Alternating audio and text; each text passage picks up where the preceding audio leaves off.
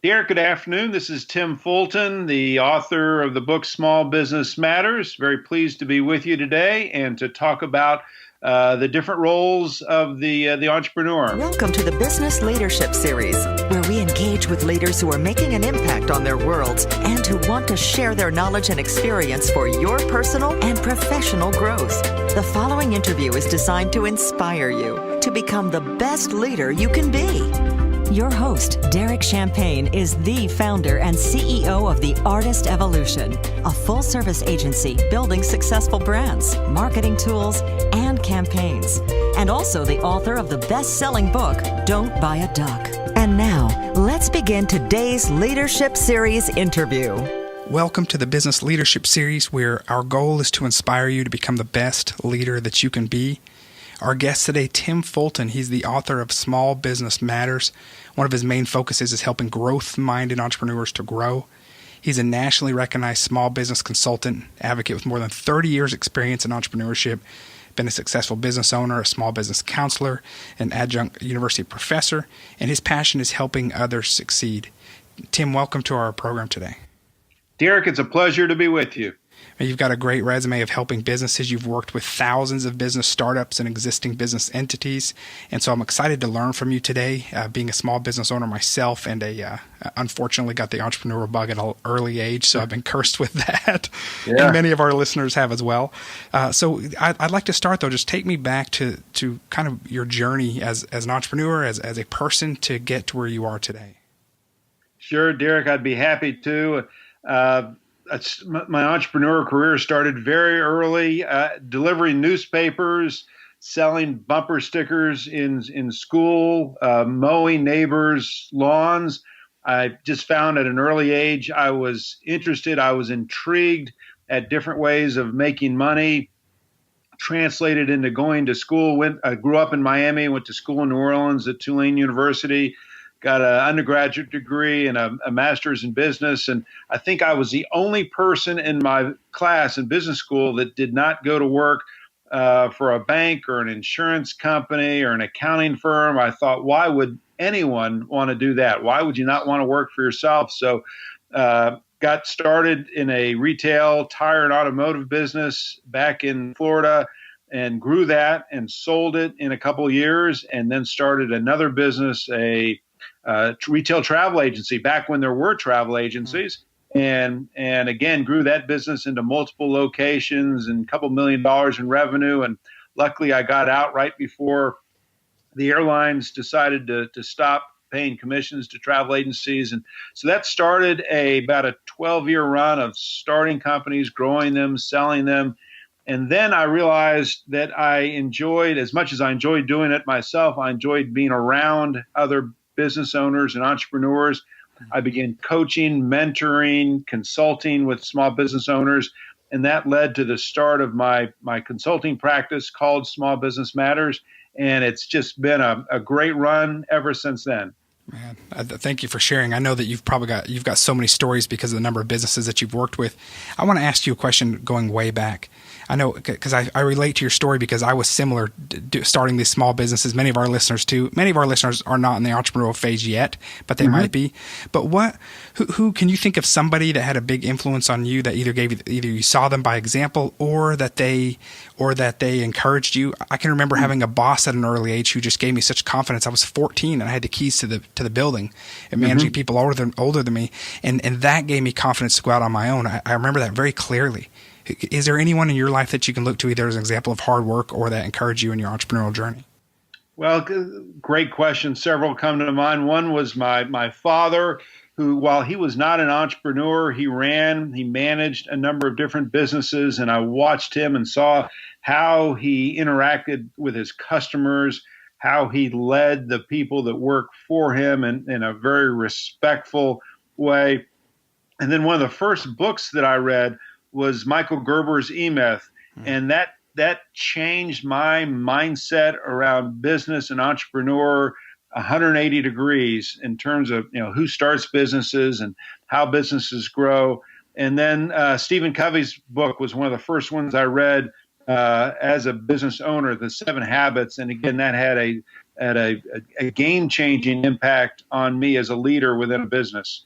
I appreciate that. I'm going to get into some of our interview topics here in a few minutes, but I covet the time that we get to learn from you. And I'm curious, you talk about being in the travel industry and how you were lucky to move at the right time. Do you have any advice for businesses? I'm looking at my own marketing agency and with the advances in technology. And when are there some best practices or things to watch for when it's time to make a pivot or a change? One that I relate to that experience I had in the travel business is there's a lot of research that indicates that as much as 50% of our success in business is luck. Something that Malcolm Gladwell talks about in his best-selling book, The Outliers. And I was just lucky that I was able to exit that business at a time that the industry was literally about to take a nosedive. But it was luck and just seeing data points around me, what was going on in the industry, what was going on with my customers, how they were responding to our efforts, that I made the decision when I did. So while it was luck and a willingness to make a tough decision, and I find that many small business owners, when they see themselves in a place where they need to make a tough decision, sometimes they retreat and sometimes they're unwilling to take notice of what's going on around them and listen to their customers. So it's a little bit of luck and a willingness to make a tough decision, I think, would be a good starting point. Man, that is great advice. Our offices for our agency are about 3 hours apart. Yesterday, I was doing the drive. I got engrossed in a conversation. I started going the wrong way down the highway, and I noticed I had gone about 20 minutes the wrong way. And that feeling where you say, "Uh-oh, did I really just do that?" And I pulled over to the side for a minute and just said, "What a moron." I had a meeting 3 hours away, and I said, this is the feeling that business owners need to have for just a minute sometimes to go, wait, am I driving this thing the right direction or am I driving it all the wrong way? So I appreciate that input. Yeah, be sensitive and watch for a possible change. Yes, there's some luck to it, but yeah, you were obviously sensitive to watch for an opportunity to pivot. And so that's great advice. Let's jump into, you've got so much advice about the roles of a business leader, about entrepreneurial myths. Can you talk to me about some of the entrepreneurial myths that you've seen? Sure. A couple come to mind, Derek. One is that I see with my clients is that there's a myth that if I've been in business for a while, at some point this business and the operation of the business should become easier. And the reality is it never gets easier. And the research refers to this as the growth paradox. The idea that as I grow this business, it should become easier, it should become simpler. And the reality is it never gets easier. It becomes more complicated. And as the business becomes more complicated, it gets more difficult. And so that's something I find business owners just assume that at some point it's going to get easier, and it never gets easier. So that's one myth that comes to mind. Another myth, and this goes back to the E-myth, is, I just assumed, early on in my career that most people who started small businesses were like me. They were entrepreneurs, visionaries, kind of big picture thinkers. And the reality is, as Gerber talks about in his book, is that's completely false. Most people who start businesses are not visionaries. They're not entrepreneurs. They're the classic technician, the person who has a skill, has a certain amount of experience, and decides to start a business in that area. It's the chef who starts the restaurant. Right. And as a result of that, they're great chefs, they're great plumbers, they may even be great doctors, but that doesn't mean they're going to be great business owners. And so, understanding that myth and understanding what results from that belief that, hey, if I can cook food, I should be able to run a restaurant. It's such a false assumption, and that's what I think kills most small businesses. Yeah, what a shock they have when they realize that there's so much more to it. I've seen that myself. Yeah. So before we keep going, you talk about it not getting easier, and you're so right on about that. It's not all smooth sailing once you open the doors. Do you have some advice? What's some advice you have as far as a mindset? Based on that, it's going to continually be work and evolution for your company. Yeah, I think the best advice is to realize the limitations that we have as a business owner, and to be willing as the business grows to get help and get help both internally. If I'm the entrepreneur, if I'm the visionary, I need to find what's referred to as an integrator. I need to find someone who's strong in operations and be willing to make that hire sooner than later. So both, look for help internally. If I don't understand marketing, I got to find someone who does. I'm not going to do my own financials. I'm going to find someone to help me with financials. And then secondly is to look for help outside of the business, whether it's a consultant, it's a mentor, it's an advisory board, but to be willing to ask for help outside of the business, people who for whatever reason have an interest in me and my business and are willing to help me as the company grows. I think both of those are equally important. Man, that is so good. And I share often now that I've had 8 companies. The first several of them, I spent many years where I kind of held my cards close. I was an entrepreneur. You were way before I was. And in my early days, it was before it was cool to be an entrepreneur, right? Back then, it was not it's pretty cool and trendy now with Shark Tank and things like that. But I didn't ask for help. I did it on my own, and I learned the hard way so many times, and I made a lot of mistakes and a lot of scars. When I finally started to be open to looking around and getting help, I realized that I was not in this alone. There were people that could do it way better than I could, or at least give me advice. And I joined an agency group recently, and I found that there's 20 other people having the exact same similar problem I have. And there's a consultant in there that says, yeah, well, here's some best practices to navigate around that. I would have either stumbled upon it in 2 years from now or maybe never found the answer. And so that's such great advice, and it's a hard one for us to hear sometimes because many entrepreneurs, the things that our strengths are, for all of our strengths, we also are very tight-lipped or guarded sometimes with sharing that we actually need help because we don't want to appear like we have any weaknesses. Can you talk about some of the roles of a small business leader? You started the show introducing that.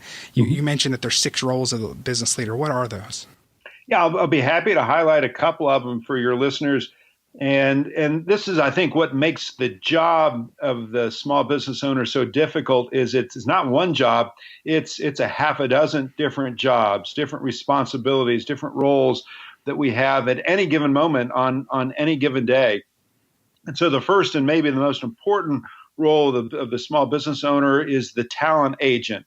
At the highest level, you and I are responsible for making sure that we get the right people on the bus, as Jim Collins talks about in Good to Great, and making sure that we get them on the bus and in the right seat and get the wrong people off the bus. And in today's world, Derek, it's such a difficult job because essentially as an economy, we're operating at full employment.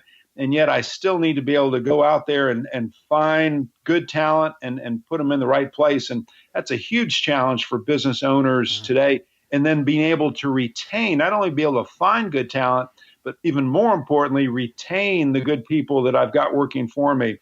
So that role of the talent agent, I think, is the most critical role in today's world.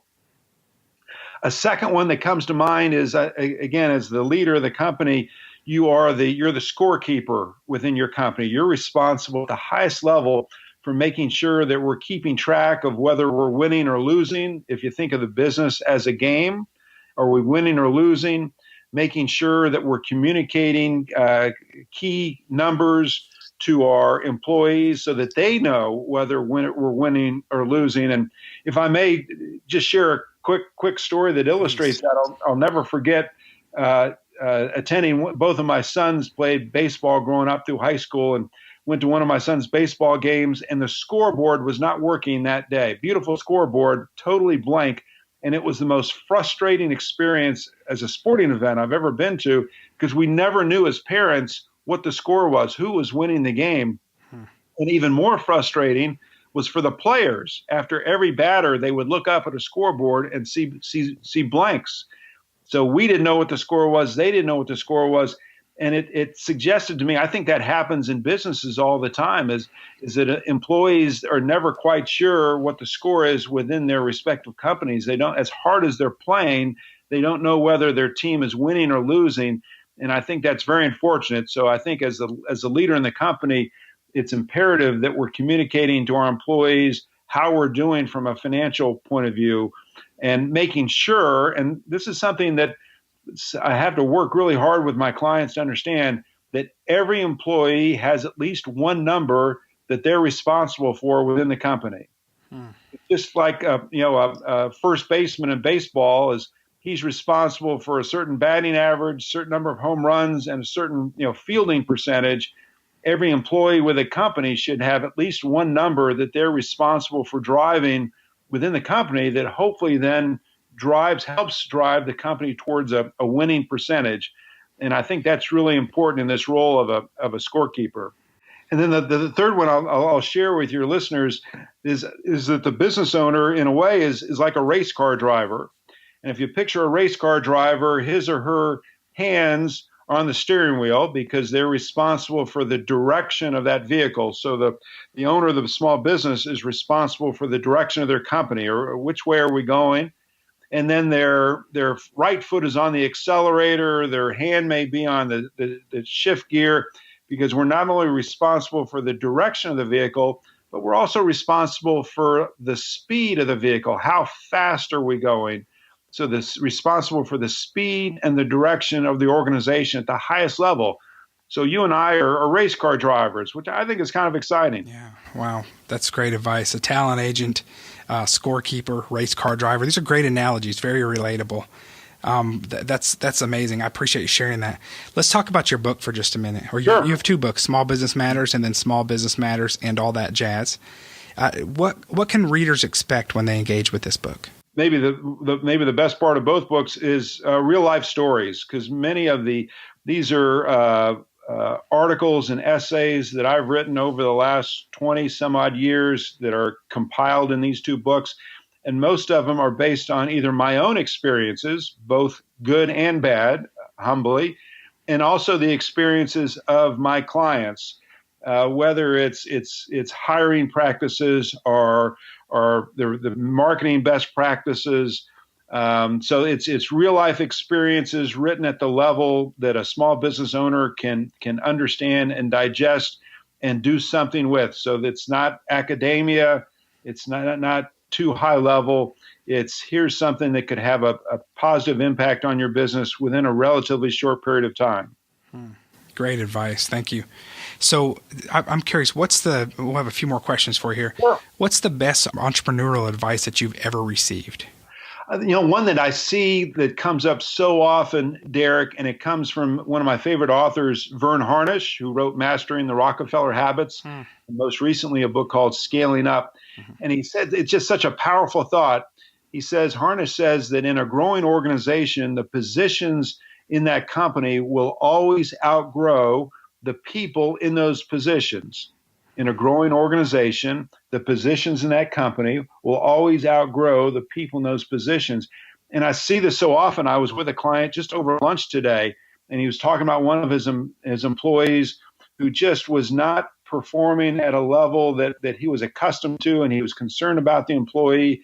And after we talked for a while, it became apparent that this is a very fast-growing company, that the position, this was a management position, had outgrown that individual. And it's unfortunate, but I see it happening in many growth companies that because of the growth, that those positions would start off as a mid-level position is now an executive position, and he or she just may not have the DNA, the ability to move up into that position. And it creates casualties, unfortunately, within many small businesses. But it's something that every small business owner needs to be aware of, and one that I was painfully unaware of early in my career. And I kept a lot of people longer than I should have. And it not only penalized and impacted me as a business owner, it impacted that individual as well. They no longer were in the right seat in my company.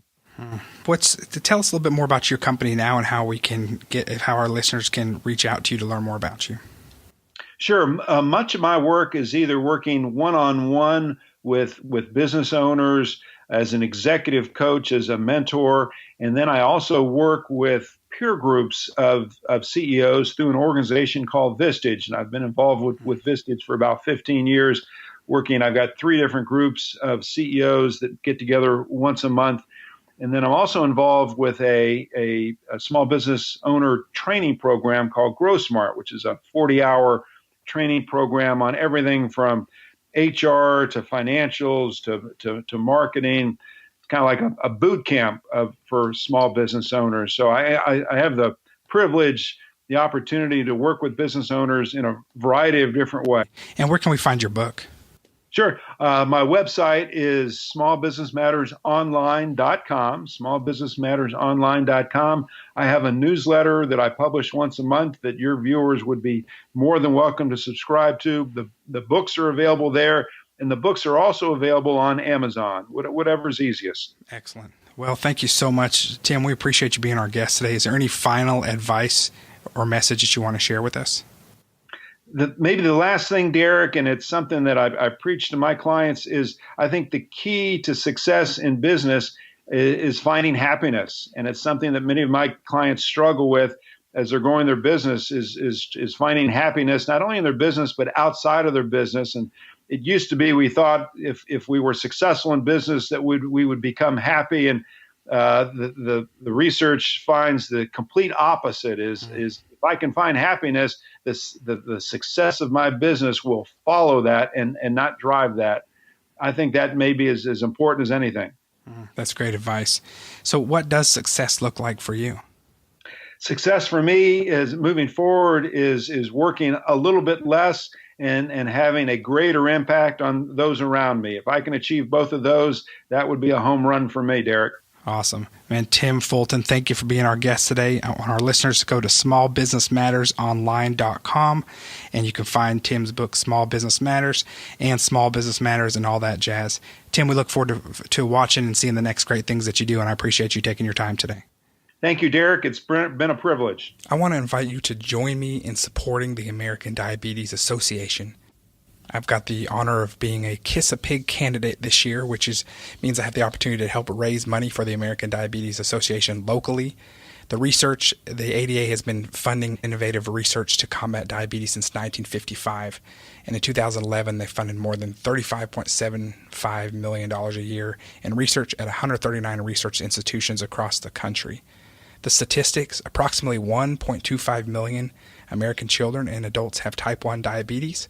As many as 1 in 3 American adults will have diabetes in 2050 if present trends continue. I want to invite you to join me in supporting the American Diabetes Association.